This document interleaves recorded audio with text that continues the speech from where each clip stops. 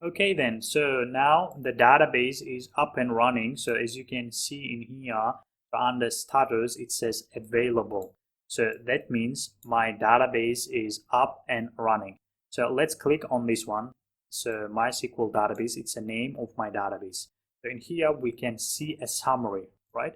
So, and it's running in this class, database T2 micro, and region is Canada Central 1A. So availability zone is 1A. So if you scroll down here, you can find information for connectivity and security. So connectivity, that means these are so this is information which you need for connecting to the database.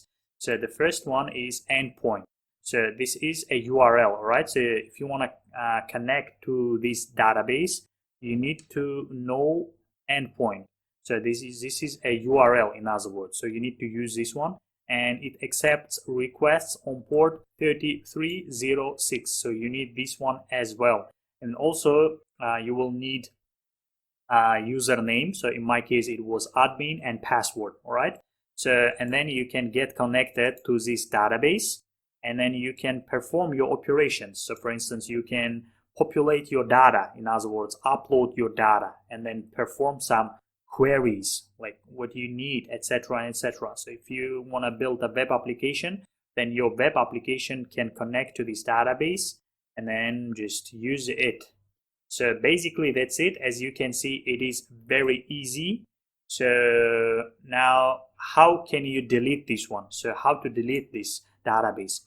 So if you want to delete this database, it's very easy. So what you need to do is you need to select the database, and then what you need to do is you need to go to actions, and then here you have delete.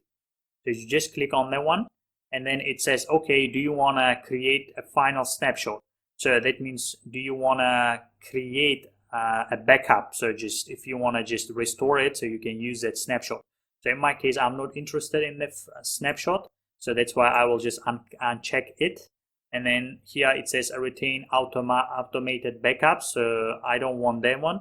So that's why I'm not gonna tick it, and just I acknowledge that it's fine, that you can delete it. And in here, as a confirmation, I need to write delete me.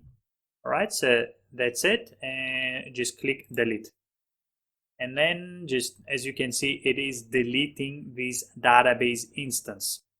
So similarly, so in this tutorial, we saw how to run a MySQL database engine.